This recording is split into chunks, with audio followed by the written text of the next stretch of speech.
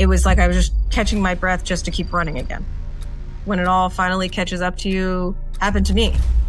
And I actually died. Like I physically went into cardiac arrest twice. If anybody pictures somebody hitting that like top end of their stress level and they've kind of hit it there, usually that is like the worst case scenario you can picture. I call it the commercial space industry, where you start coming up with like SpaceX and Blue Origin and these private companies that are starting to expand what it means to be able to access space, to become a part of that, like just niche, because there's so much more than just being an astronaut. Instead of mining the Earth for precious metals, be able to send a rocket ship up to space to mine an asteroid for those precious metals so we don't have to destroy where we're living in order to get them. I call it like floor time or horizontal. So a matter of like just laying down, because that helps, and scientifically shown, it helps reset your nervous system. Slow is actually smoother. So moving more slowly and intentionally is a smoother path for pretty much, I think, everybody than rushing. And the smoothness is actually what makes it faster, because you're less likely to make mistakes.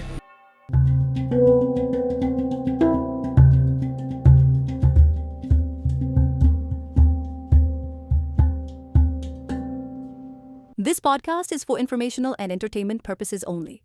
It is not a substitute for medical, financial, legal, or professional advice. Views expressed are personal and may not reflect any organization. Hello, everyone. Welcome to Sattva, Practical Wisdom for Modern Life. This is where we get together and understand how we can learn from ancient wisdom and apply it in today's environment, and where do we take it from here. It gives me great pleasure to invite Ms. Sheryl Barbosa today. Sheryl is a great friend, and I know her through our speaking network. Ms. Sheryl Barbosa is an environmental scientist, a keynote speaker, and a space strategist with a deep belief that nature holds the answers to our most urgent challenges. With over 20 years of experience spanning policy, innovation, sustainability, she helps leaders across industries rediscover their sense of purpose and help build a planet that people can thrive in, and the planet will also thrive. As a keynote speaker, I have seen her, in our speaking careers. She is phenomenal. She lets you understand what exactly is the heart of the matter and gives you solutions. So it's amazing to have you here today, Sheryl, and good to see you. Good to see you too. And I'm so excited to be here and be able to chat. I'm very excited about this. It's like a chat between two old friends. So I'm thrilled to dive in. Likewise, it's like, oh my gosh, I need to grab my cup of ginger tea. So, Sheryl, for our audiences, tell us a little bit about yourself. What are you currently doing? What are some of your current projects? And what is your hope for the future? Both of those are they're kind of parallel. So right now, the super fun thing that I'm doing, which is, I started doing it for personal reasons, because why not? I'm 42. And there's an individual here locally for me in Greenville, South Carolina, that decided to do a sustainable fashion show. And I was like, well, YOLO, like I've never been in a fashion show before, and this is right up my alley. So let me just throw my hat in the ring and have fun with it. And because they had applications and auditions and whatnot. And so now I'm a part of that. So that's been a lot of fun and ties in very much to the work that I do here locally. Just trying to educate and raise awareness and make sustainability much more accessible by anybody, not just leaders and corporations, but also people day to day. And then on a professional level, besides doing the keynote speaking that you mentioned earlier, currently working on a new green tech venture. So that's exciting, called Sustain Cities Network. And that's underway, under development, and hopefully going to create some big changes across our communities in the US. So that's very exciting, connecting everybody to the small businesses in their community, and then being able to connect each other across the US. So it's kind of like a green Angie's List meets Google Maps, if you will. So it's very exciting. And really helps keep our planet top of mind when we're living our day-to-day lives, which is the core of my mission and passion in life. Wonderful. I like both of these approaches. Sustainable fashion show. What does that even mean? So for the show, what they're actually doing is it's a combination of, it's like a high-end fashion show. So think like the stuff you see on TV, like people in Fashion Week that are in New York or Paris or whatever, where they're walking a runway. But we're using a combination of pieces that people already own. So clothing that people already own, as well as they're partnering with different local designers that repurpose items. So for example, they'll recycle jeans into different other different pieces that you could use, like denim pieces. And also we've partnered with some local like vintage thrift shops. So one of the items they have that they're using, that I'm not wearing this, somebody else is, but it's a like a corset almost, from literally from the 1800s. So it's these really cool old vintage pieces from like as early as the late 1800s all the way through like the 1960s and 70s. And they're not like recreations, they're original pieces, just to showcase how you can wear these types of things and bring them into like more modern fashion and get people on board with doing more thrifting or buying clothes on consignment or things like that, so that we are consuming less fast fashion. I'm just picturizing all that you described. It sounds like very interesting aesthetic to just see on stage. And it's all sustainable. That's beautiful. Yeah, it's going to be a lot of fun. And the theme is the 4 seasons. So we've got different outfits for every season that are going to go out. People are going to wear and showcase on stage. And it's going to be just such a fun event. I'm a partner in that. The person coordinating it has performers and artists and really just also showcasing some of the small businesses here locally. So it's while making the whole event itself as zero waste as possible. So it's really like being able to show the community like this is something that's doable in many different facets, and so it's a lot more approachable. So it's been a lot of fun. Wonderful. Well, good luck with that. And I'm hoping to see some pictures of that in the future. Absolutely.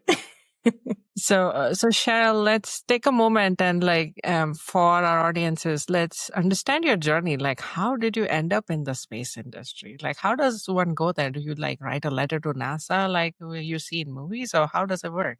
Oh gosh. Well, now especially it's much easier because before it used to just all be housed within NASA.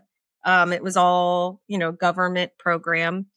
Since we originally, its inception when, there was the race to the moon, and within the last, gosh, it's got to be only 5 years, less than 10, I know for sure, that it started. I call it the commercial space industry, where you start coming up with like SpaceX and Blue Origin and these private companies that are starting to expand what it means to be able to access space, to become a part of that, like just niche, because there's so much more than just being an astronaut. And I got tied in just through happenstance. I originally lived in Jersey and I moved here 6 years ago.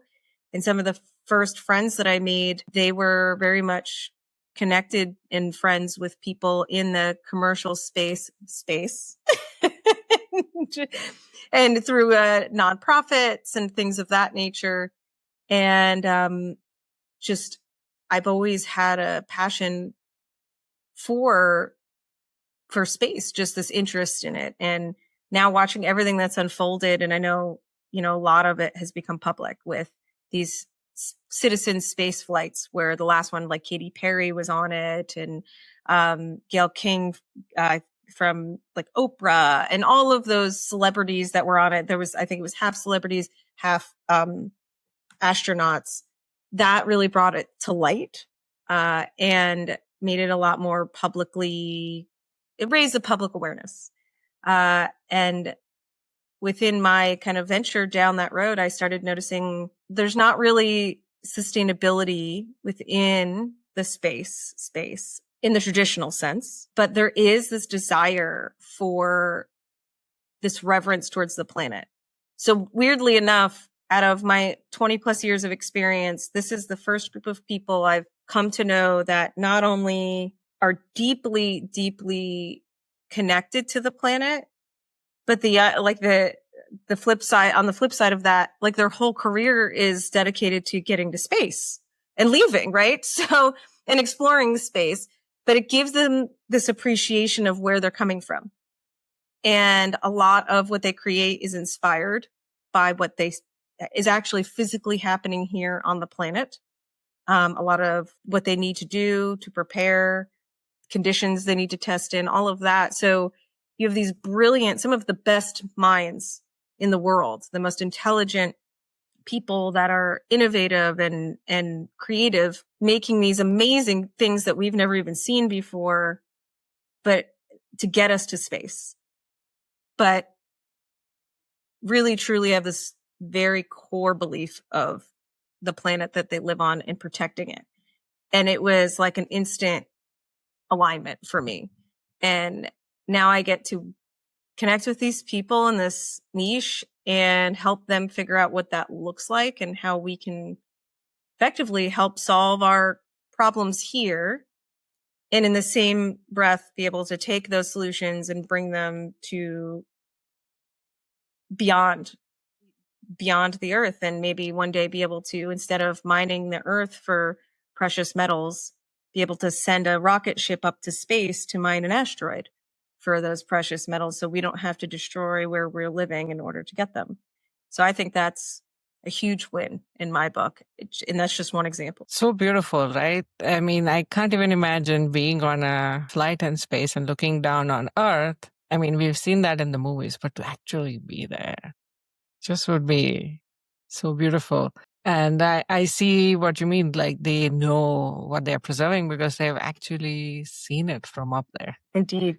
So, and yeah, it's beautiful. So how did you, like, how was your career path in the space industry, and how did you get back to nature, so to speak? Oh gosh. So my career was very much initially as an environmental scientist focused on fixing the problems that some of these big companies created. So cleaning up things that they'd put into the ground, spilled on the ground. And along the way through my career, I went through, I call myself an elder millennial. I'm 42.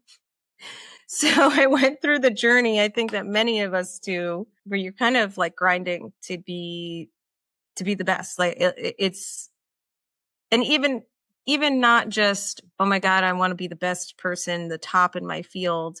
I think just the way that society has developed over our lifetime, it's very much, there's a pressure to have a life look a certain way, to have the house, to have the cars, to have the families, to have all these things, to go on these crazy vacations and do all this stuff and have all these status symbols. And in order to do that, you need money. And I think we all realize like things have become so crazy expensive that you have to constantly, no matter what niche you're in, almost be running at 100 miles an hour as if you were trying to be number one in that niche just to even like keep up with average. And so I was definitely, I'm a high achiever. So I was like really working towards being the best version of myself in my career. And then it just like hit me like a ton of bricks, and the burnout hit me really bad. And if you'd like, I can go into the burnout story right now, as a part of answering your question, if that's something that you were going to ask moving forward. Before we get to the burnout, I want to understand, like, how are the days get structured?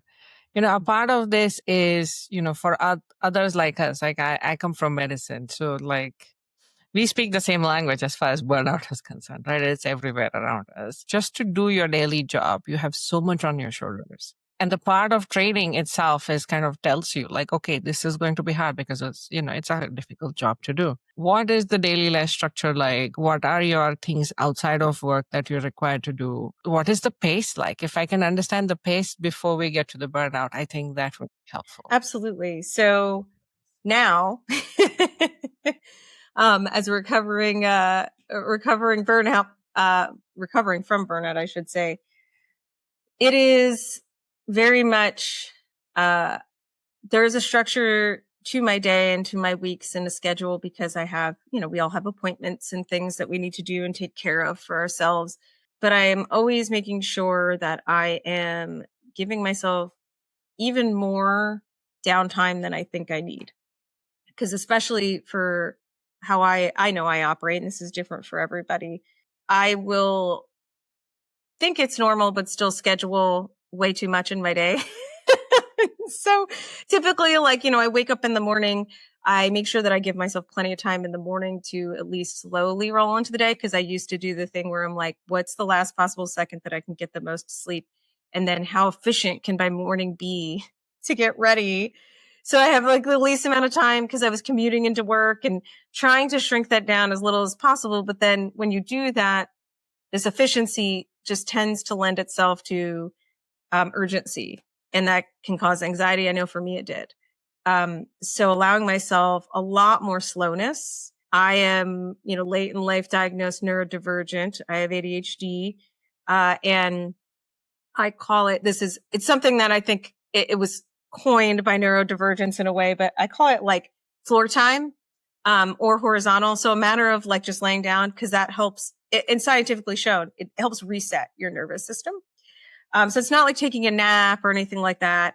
It's more just kind of allowing my body to time in a day, especially if I have like a hectic schedule, giving myself plenty of those moments during the day. And then if I need horizontal time, to get horizontal. If I don't, just to simply go for a walk with my dogs or just taking these pauses in the day. And it doesn't have to be like an hour. It's 10 minutes sometimes, to just kind of recenter and reset instead of getting on that train and then getting that momentum so that the train is almost running away while I'm hanging on to the back of it.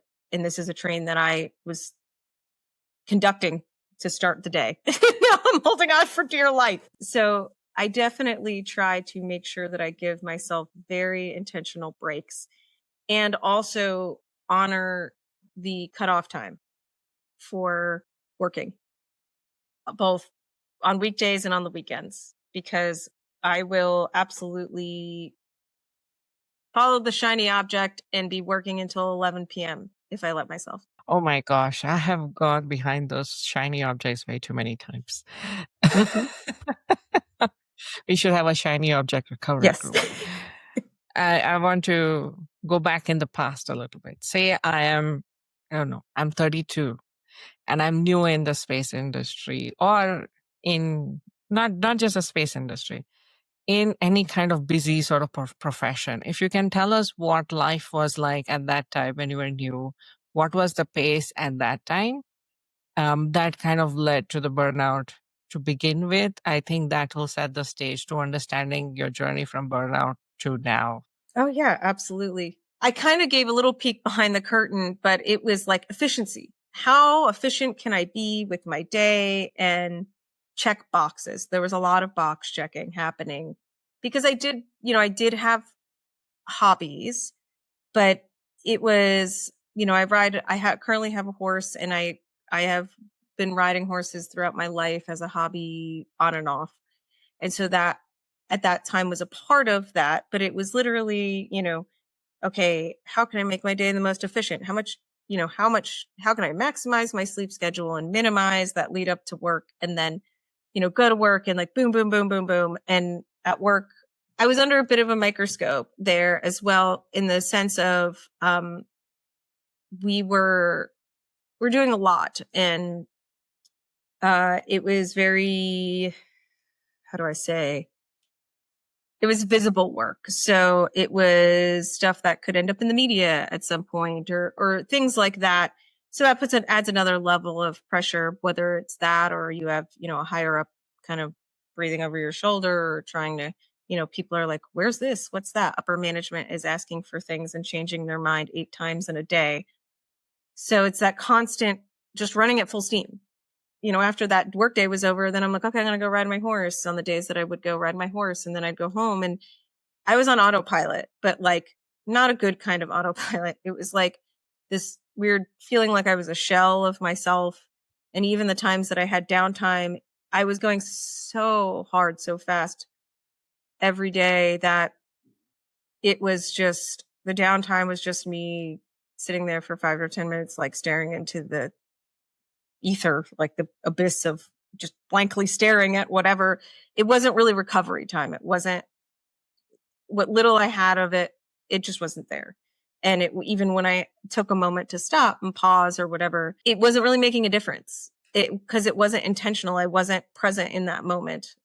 So it was just kind of like, I guess a good metaphor is, if you're running and you're, struggling to kind of keep your breath at a pace, you might walk for a second just to catch your breath before you start running again. And that's kind of what it felt like. It was like I was just catching my breath just to keep running again.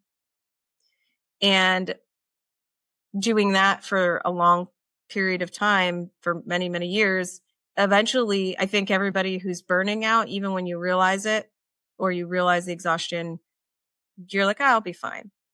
Like all those other people, I'm not those other people that had those crazy things happen to them. Like, I'll be fine. And that's what I thought. And then I wasn't. And quite literally, like the worst case scenario that anybody could ever imagine for themselves, if when it all finally catches up to you, happened to me. And I actually died. Like I physically went into cardiac arrest twice when I got rushed to the hospital. And I think that's when you think of, or anybody pictures somebody hitting that like top end of their stress level and they've kind of hit it there.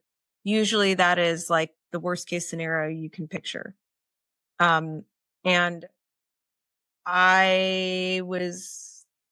once I woke up and in the hospital and realized what had happened and where I was at, it really hit me like a ton of bricks that I wasn't invincible, even in my, I was only in my 30s. I nearly destroyed myself while trying to save the very thing that I was working so hard to save.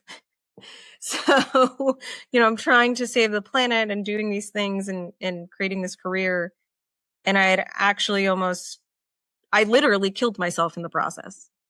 And which is crazy to even hear the words come out of my mouth. and that's what changed everything for me. I'm so sorry that you went through all this. And when we are young, we really don't think that our health decisions have consequences. And I mean, that was the promise of youth, right? That was always the promise of that you can do whatever you want. You can, I don't know, stay up 2 nights in a row, travel to other end of the earth after catching a 4-stop flight, and you'll be just fine.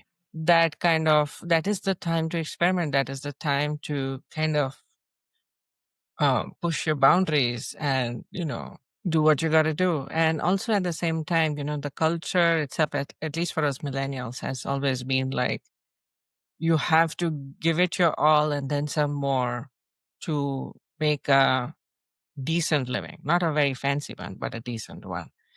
And I don't know, I was just, when you were describing your burnout story prior to burnout, I was trying to understand like what were some of the drivers that led you there. And some of the things I gathered from our conversation were like, it felt like you were always under a microscope, which is true, right? Whenever you join a new job, the first thing you're told is stay quiet, don't voice too many opinions, and let others get to know you. And just watch the room, which may or may not be entirely true, right? At the same time, it always is good to understand what your environment is. So you do figure, whenever you change a job, it doesn't matter you are 50 when you're doing a job change or you are a new graduate at 20 something. You are under a microscope. That is the reality of the situation. And you also mentioned that there was a lot on your plate and there was a lot of visibility to what you were doing. I can't even imagine being that young and having all of this weight of the world on your shoulders. That just sounds like so much pressure, right? And, when you're describing like how you were almost on autopilot, so, it brings me back to, like, have you ever jumped from a running train? Not a running train, but an airplane. Oh, right. That needs an extra cup of tea, Cheryl. Oh my gosh. All right, tell me about the plane. Oh no, I went skydiving in my 20s. Oh, wonderful.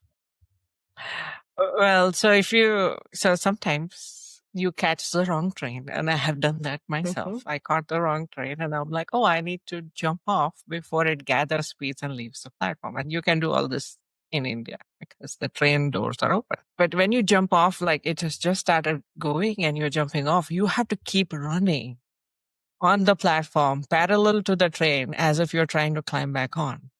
Because otherwise you cannot just change your state suddenly. You'll fall flat on your face. Ask me how I know.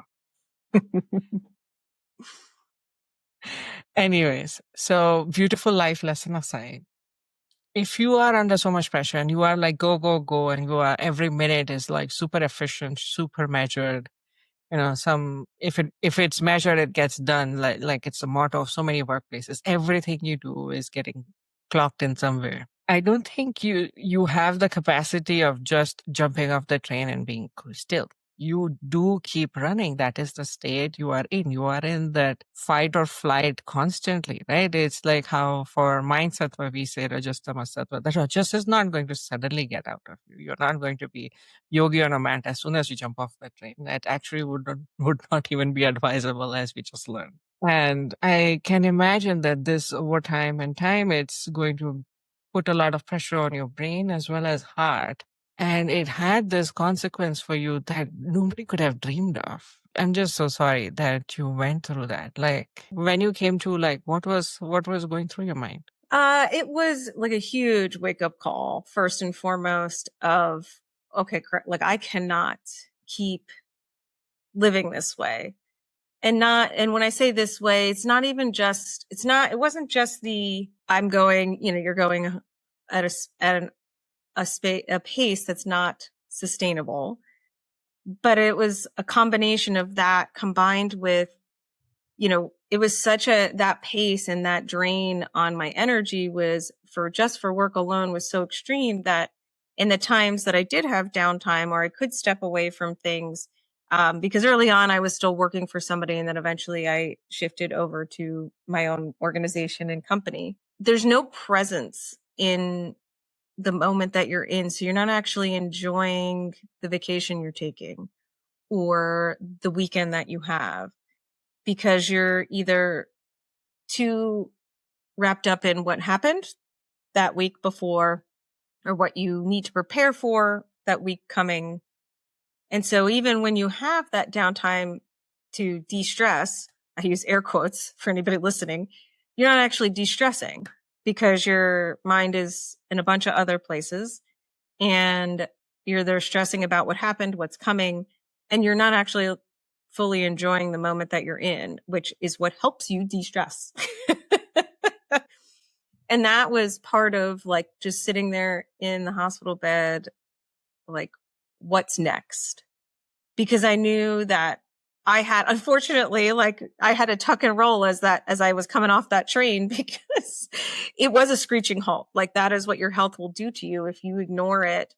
If you're ignoring your internal systems and your gut feeling or your intuition or whatever it is that you want to call it, eventually it catches up to you and you get flung from that train and you hit the ground with a hard splat. And, you have to make a big adjustment. And I knew that that's what was needed. And it wasn't instant. It wasn't like some people I think online you catch those people that are like, yes, I just knew it. And I quit everything in my life and burned all the bridges and just took that leap of faith and quit my job and all these things. They make it this big grandiose experience they went through. And for some people that does happen. For most people, it doesn't. So it was, I still had to go back to work, but I knew I needed to figure out how to start to shift things in my life to be more present in my life and prioritize myself and my joy and my downtime and the things I needed over work and everything else, because I was just going to keep ending up back in the same place, which was the hospital bed, if I didn't do that. And so, as intense of like a story this is, I'm so incredibly grateful that it happened, because I wouldn't be where I am now without that wake up call. And it really did center me to focus on what was truly meaningful to me, my passion, my mission, what like deep down I knew I needed to be doing. And it took me a while to get there, to figure out what that looked like on a day-to-day basis in life and whatnot. But I slowly peeled myself out of that position I was in, the job I was in, started my own company, all of that stuff to get there. And it was not a smooth journey. It was not a linear journey by any stretch of the imagination, but I wouldn't trade it for any amount of money in the world. And I'm glad that I've had all of it, because I wouldn't be where I am now without it. It's just beautiful the way you express gratitude. Just wanted to acknowledge that. It is hard to do that about these moments in life, right? Because when you come to from such an experience, even in the hospital, I think the first thing you lose is memory. You have no idea what happened. You have absolutely no idea. The first thing is, what just happened? Why am I here? And even just that shock takes a lot to come back from. And that trauma itself, you can hold it in many different ways. And it seems like you have turned it into this beautiful bouquet of gratitude. And that's just amazing, very beautiful. Yeah. And I mean, a big part of it was that reconnecting with nature in a wide variety of ways. That was a huge piece in the puzzle to help me move through healing and recovering from that episode and that lifestyle. And also now helping me ground and be able to grow in the space that I'm in, and in a way of support. And I always am able to come back to that. And it's free. That's the best part. So, in that journey to recovery and back to nature, I think, given what you described as what was the diorama leading up to the extremely unfortunate events, it's not as easy, right, to kind of do this full reset, like I got a new PC, motherboard, everything sort of reset. What do you do with the judgment, whether it's internal, external? What do you do with the fear? And how do you actually put food on the table? These are like everyday issues that we have to face if we did not inherit a big fortune. Oh, yes. I feel that what worked best for me, and I think most people, is movement and action, taking action. So when I say movement, I mean both, and you kind of touched on it earlier. You can't just like go from this crazy chaos to being able to sit on a mat and be like the best meditation person in the world. It's so hard to slow yourself down to do that. So for me, I like to call it almost moving meditation. I think that was a term that somebody had mentioned. So I would start to just do things, even if it was like 10 minutes of walk. The movement really helped me, like the anxiety or any kind of energy that I had around it. And by energy, I mean like physical, like you're stressed, or it may not show up as anxiety. It might show up as other things for other people. But for me, that's how it showed up. And so the movement helped me release that like extra anxiety that I had, that I was holding, that would translate into stress or other things in my body that could send me to the hospital potentially. But also that meditation, that movement of just like going on a walk and not having anything in my hands and just kind of focusing, whether I was just looking at where I was actually putting my feet or paying attention to what was around me, is very meditative. So I was able to create this mental headspace and the ability to slow down. And in the slowing down, it's the irony is slow is actually smoother. So moving more slowly and intentionally is a smoother path for pretty much, I think, everybody than rushing. And the smoothness is actually what makes it faster because you're less likely to make mistakes. You're not rushing. So whether it's physically doing a task or even just your day-to-day life, I think we've all experienced it. If you are rushing to get out of the house, whatever it is you're doing, whether you're going to work, dropping a child off somewhere, whatever, if you are rushing and doing anything to get for example, leaving the house, you're almost always going to forget something. And it may not be anything major, and you might be able to just be like, whatever, I'll go pick something up at the store or whatever. But you're constantly bobbling things and dropping things and stuff is falling. And like you might need to go run back into the house a bunch of times because you're like, oh crap, I forgot my cell phone. Oh crap, I forgot my purse. Or like I forgot that, whatever that may be. And you actually, even though you think you're making, you're faster, so you're using less time, it's actually more because you have to keep going back and forth. So by slowing down, you're able to be more present in your life and you're able to get more done, truly, even if you frame it in the context of work. Being able to do something, a task, more intentionally, even if it takes you a little more time, is going to be way faster than slapping something together and rushing through it just to get it out the door and thinking that that's efficiency. And that's something that I absolutely had to do more of, and be more cognizant of through a lot of my journey, and even still now.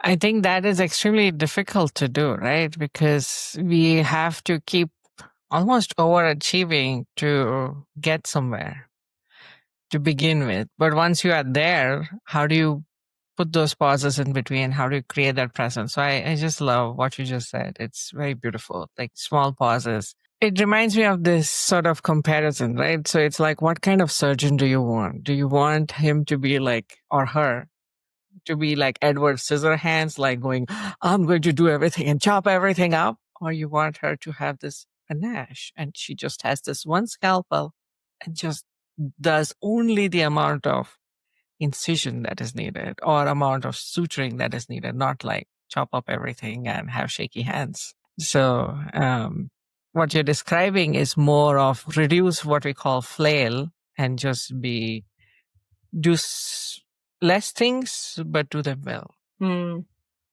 Yes. Yeah. And so how do you put food on the table when you're taking pauses? You are expected to do 50,000 things. What's How do you get interesting paid for is taking pauses? it's funny you say that, because I have had more success and more, and putting food, in kind of in air quotes, putting food on the table has become easier because I've slowed down. And what's interesting to me is when I boil all down, like, why did that happen or how, or, you kind of get to the root of the results that you're getting. It was trusting myself first and foremost, but also trusting in the fact that things will come. And that I think is hard for so many of us, because if we don't feel like we're doing or checking the boxes and achieving, and we feel the need, like we don't feel like we're being productive. And so the productivity is a word that gets thrown around all the time. And I don't think anybody actually knows truly what that means, because you can be productive if productivity, if there's a task with an end result, right? And that you completing that task with that said end result is what's considered being productive.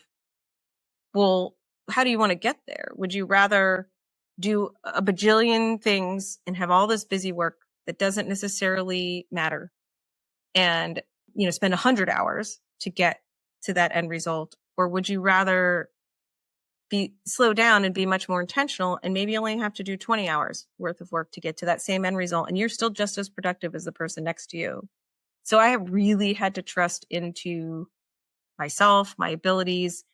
And what's interesting is the success that I've had in that slowing down is because I'm moving more intentionally and more slowly. And I think a super simple, great example of this is the fashion show that I am involved in now that is taking off and providing a lot of benefits in a wide variety of ways to meet professionally, personally, exposure to a lot of different things. There's a ton of benefits to it.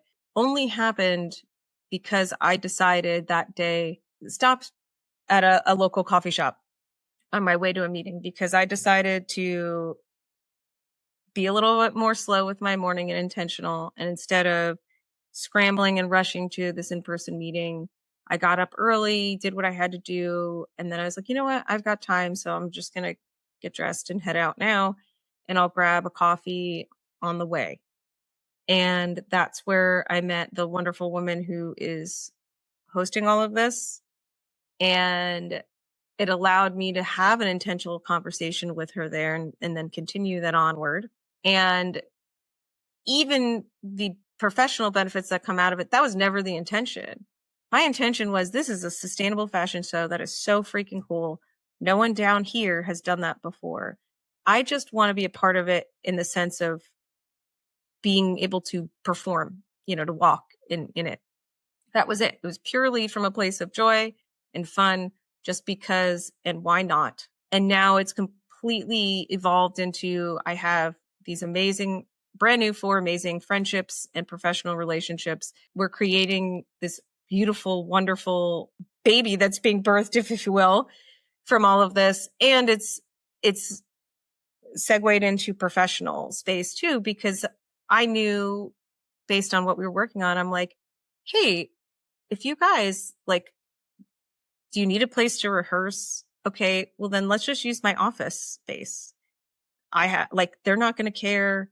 I've got this work. I co-work. And then from that, we found the venue that she's going to host at, because they're right next door to each other. And it's just one thing after another just has happened and flowed.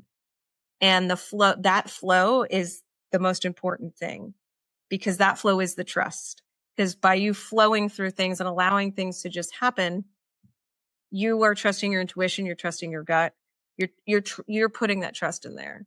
And so when you allow yourself to be in a place of happiness and joy, when you're, as much as you can, when you're doing things, nobody's in happiness and joy when they're doing their taxes, not even close, but we all have to do them still.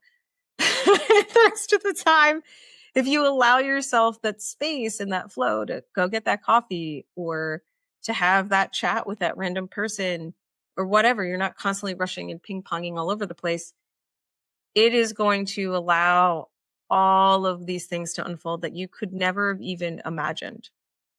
And that truly is almost like the secret to all of this. And I found that too through that intentionality. When I started in my healing journey from that burnout, started going out into nature, hiking, walking, all that stuff. That was the beginning, the very beginning. And it's led me all the way through here. And so now the ways I'm going to feed myself or bring money to the table, just, this is so cliche to say, but it's true, literally just fall into my lap sometimes. There's plenty of times I have to work for it. Don't get me wrong. There's absolutely times you have to put in the legwork and get out there and do the thing. But I very much enjoy doing those things and that legwork way more, because it doesn't feel like work any longer. It could go for somebody who's an entrepreneur or somebody who works a regular job. It can go for either of those things, or, in your personal life as well. That's beautiful. Is it okay if I bring in a little bit of spirituality in here? Absolutely. I would love it. I'm a very visual learner. So when you're describing all of these things, I'm in my head in that cafe with you and imagining all of this happening. It's almost as if you have an overscheduled day and you're praying for something, Mother Nature, or God, or whoever, universal energy, what have you. Help me. But your day is so overscheduled the, then Nature needs to take an appointment with you. Then all of these beautiful things that are happening, you don't give them an appointment to happen. Yeah. Yeah. There's no space to even see it. You could never see the signs or the signal. Like you are so scheduled to a T that you cannot let anything else in, including sometimes your partner. If that's where you're at in life, or your kids, or your dogs, if you have pets and and you're single or whatever the case may be, wherever you are in your life. But yes. So yeah, it's like you just have to make room for things that are wildly beyond your imagination to come to you and trust in the process. I think the other thing that I was reflecting on when you were saying that, oh, you slowed down and still things happened, is like a little bit of me was going 100 miles per hour in the other direction. It's like all or none. Like, oh my gosh, if I don't do everything, then I'm going to do nothing. So that all or none thinking just kind of comes up. It's almost like I'm feeling it, tensing up my shoulders, and then wait a minute. Let me follow through with what Sheryl is saying. And yeah, I mean, you are holding on to the most important things that continue sustaining your life as you want it to be. And that's it. And the rest have to fall. It doesn't have to be, you have to do every single thing to hit that note, Mm-hmm. And when, So that was beautiful. yeah. Yeah. When you give yourself space for that too, sometimes things just take care of themselves too. Then you don't have to do anything. And those are the best moments. You're like, oh, thank goodness. I didn't have to do anything. And it just Oh worked my God. out. Oh my gosh. Yeah, that's me ignoring my indoor plants these days. They are happy because I stopped overwatering them. They're like, oh my gosh, they are living. Touch wood. I don't know for how long, but the moment I stopped overwatering them, like watering them every day as if they were outdoors, yeah, no, that doesn't work for them. Sheryl, I'm so grateful that you took the time to speak with me today and for the listeners of this podcast. Thank you so much for having me. I appreciate it, and happy to come back on and just have this wonderful chat again and dive even further into, there's so many facets. So being able to continue that chat would be fantastic, but I appreciate the time today. So thank you.